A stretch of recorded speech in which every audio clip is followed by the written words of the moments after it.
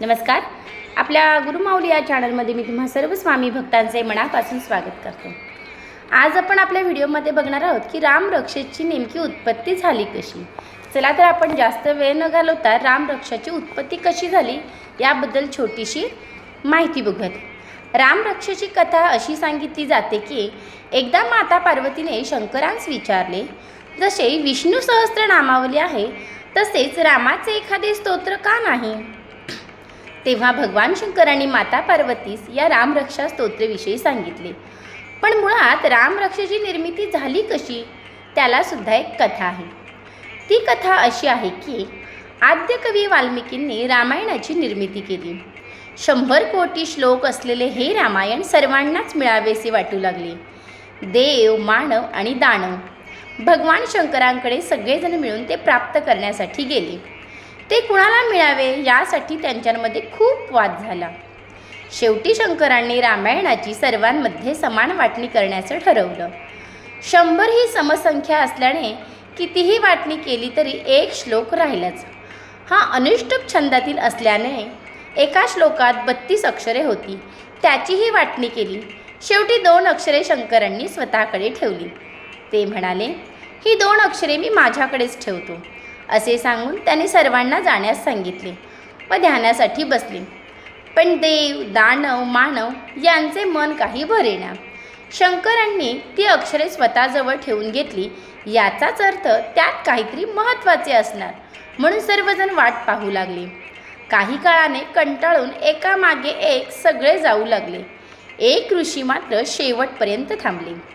त्यांना काहीतरी अजून मिळावे याची प्रचंड इच्छा होती. त्यांनी बराच वेळ वाट पाहिल्यानंतर त्यांना एक छोटासा डुलका लागला आणि नेमके त्याच वेळी शंकर ध्यानातून बाहेर आले. त्यांनी त्या ऋषींकडे बघितले. त्यांना त्यांचे कौतुक वाटले. मग त्यांनी एक आशीर्वाद म्हणून त्या ऋषींच्या स्वप्नात जाऊन रामरक्षा सांगितली. काही काळाने ऋषींना जाग आली आणि जे स्वप्नात सांगितले आहे त्यावरून त्यांनी सुरेख अशा रामरक्षेची निर्मिती केली. त्या ऋषींचे नाव होते बुधकौशिक ऋषी. याचे वर्णन रामरक्षेच्या 15व्या श्लोकात केलेले आहे. आदिष्टमान्यथा स्वप्ने रामरक्षा मिमाहर तथा लिखितवान प्राप्ता प्रबुद्ध बुधकौशिकः.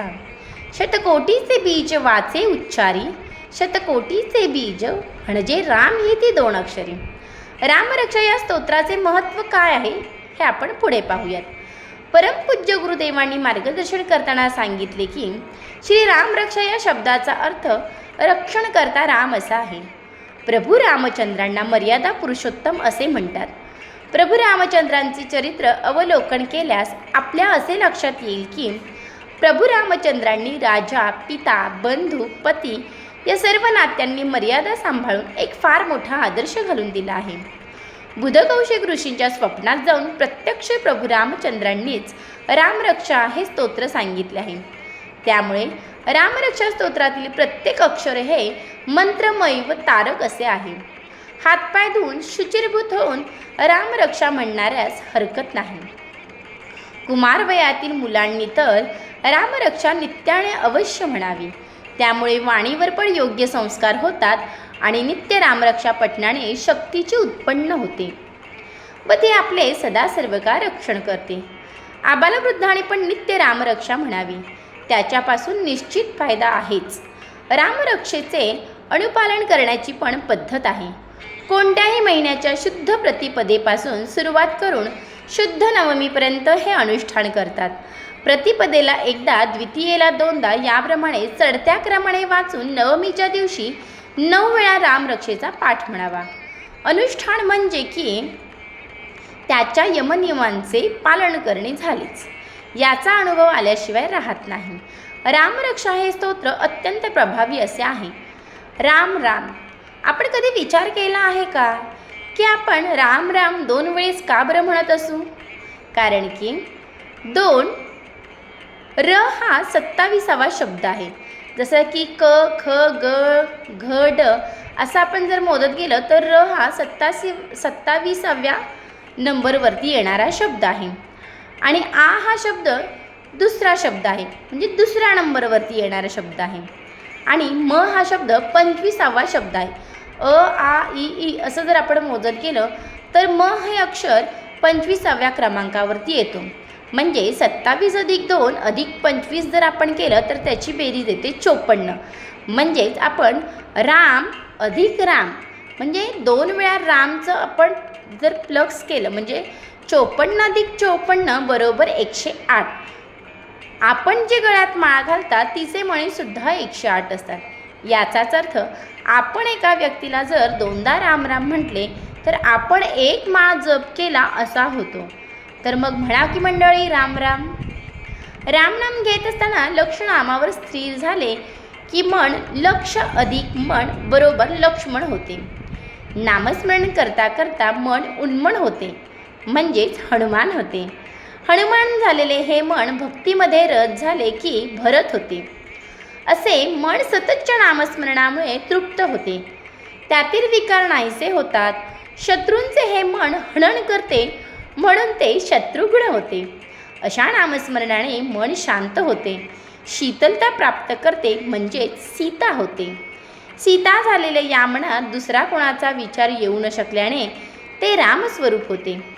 रामरक्षेच्या एका श्लोकाबद्दल कदाचित सगळ्यांना माहीतही असेल. रामो राजमणी सदा विजयते रामं रामेशं भजे रामेणाभियतो निशाचरचमो रामाय तस्मै नमः. रामान्नास्ति परायणं परतरं रामस्य दासोऽस्म्यहं रामे चित्तलय सदा भवतु मे भो राम मामुद्धर. या श्लोकात राम या नामाच्या सगळ्या विभक्ती आल्या आहेत. रामो राम म्हणजे प्रथमा, रामम म्हणजे द्वितीया, रामेण म्हणजे तृतीया, रामाय म्हणजे चतुर्थी, रामान्नास्ति म्हणजे रामात पंचमी, रामास्य म्हणजे षष्ठी, रामे म्हणजे सप्तमी, भो राम संबोधन. या श्लोकात रकाराची पुनरावृत्ती असल्याने गर्भारपणात हा श्लोक म्हटल्याने जन्माला येणारे बाळ बोबडे किंवा जीभ जड असलेले होत नाही. रामरक्षा हे आरोग्य रक्षक कवच म्हणून सुद्धा ओळखले जाते. एक वेगळा पैलू आज तुमच्यासमोर सगळ्यांसमोर मांडत आहे. श्री रामरक्षा स्तोत्र हे आजही कित्येक घराघरांमध्ये तिन्ही सांजेला आवर्जून म्हटले जाते. आजारी व्यक्ती किंवा शस्त्रक्रिया झाल्यानंतर त्या रुग्णाला रामरक्षा ऐकवली जाते. रामरक्षाच का बरं? दुसरे कोणते मंत्र का आपण ऐकत नसू? असे काय आहे हे रहस्य राममंत्रामध्ये? चला तर आपण बघूयात ह्या राममंत्रामधील रहस्य काय आहे दडले.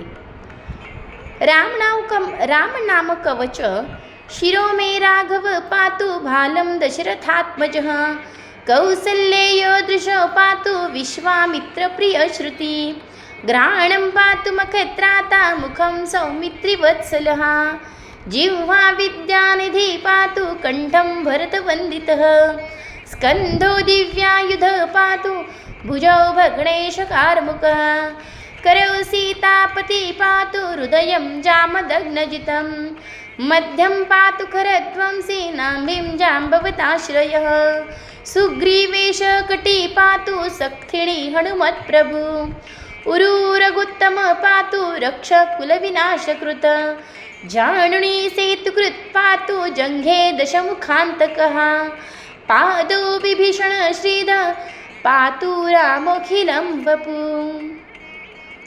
असे कवच या स्तोत्रात आलेले आहे. कवच म्हणजे आपल्या प्रत्येक अवयवाचे रक्षण करण्यासाठी मंत्र धारण करणे. थोडक्यात आपले संपूर्ण शरीरच रामनामाने अभिमंत्रित करणे. या कवचाची फलश्रुती नीट पहा.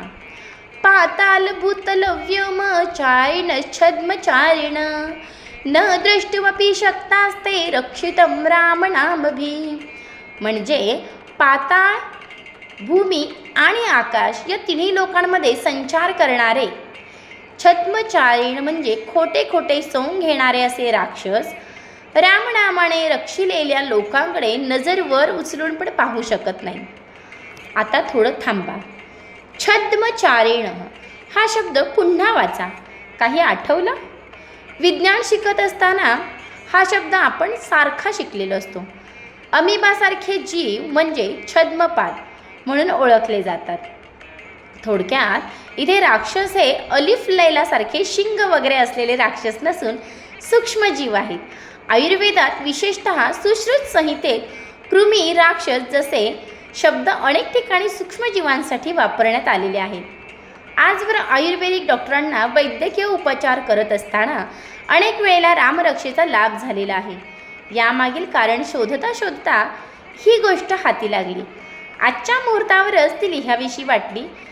त्या रामचंद्रांचीच कृपा. आपलेही असेच काही अनुभव असतील तर नक्की जरूर सांगा. रामरक्षा सिद्ध कशी करावी ते आपण पुढील प्रमाणे पाहूया. 121 रोज एकदा ठराविक ठिकाणी, ठराविक वेळी, ठराविक ठिकाणी म्हटल्याने रामरक्षा सिद्ध होते. जसे की गुढीपाडवा ते रामनवमी ह्या काळात दररोज 13 वेळा किंवा अश्विन प्रतिपदा ते नवमी म्हणजे शारदीय नवरात्रात रोज 13 वेळा पठण केल्याने रामरक्षा सिद्ध होते. आता याचे अनेक फायदेसुद्धा आहेत. आपदामपहर्तारम हा श्लोक 1,00,000 वेळा म्हटल्याने ऋणमुक्ती हे फळ आहे. संपूर्ण रामरक्षेचे 15,000 पाठ केल्याने रामरक्षा सिद्ध होते असे मानले जाते. आज माझ्या एका आध्यात्मिक ग्रुपवरती मला ही छोटीशी रामरायांबद्दल माहिती मिळाली. मलाही ती खूप आवडली आणि मला आवर्जून असं वाटलं की ही सर्व रामरक्षा बद्दलची जी काही माहिती आहे जी खरंच फार दुर्मिळपणे आपल्याला वाचायला मिळते ते मी माझ्या ह्या यूट्यूबवरच्या कुटुंबापर्यंत पोचवावं. त्यामुळे हा छोटासा माझा प्रयत्न आहे. तसं बघायला गेलं तर माझी वाणी आणि माझी बुद्धी फारच कमकुवत पडेल रामरायांचे कौतुक करण्यासाठी किंवा रामरायांबद्दल काही मी बोलावं इतकी माझी कुवत फार मोठी नाही आहे. कारण आपण रामरायांना मर्याद पुरुषोत्तम असं उच्चारलं जातं आणि ह्या मर्याद पुरुषोत्तमबद्दल काही बोलावं एवढी मी मोठी नाही आहे. तरी पण जी काही छोटी सेवा माझ्याकडून घडवून घेतली स्वामींनी ती स्वामीरायांच्या चरणांजवळ अर्पण करते आणि आपला आजचा हा व्हिडिओ इथेच थांबवते. अवधूत चिंतन श्री गुरुदेव दत्त श्री स्वामी समर्थ.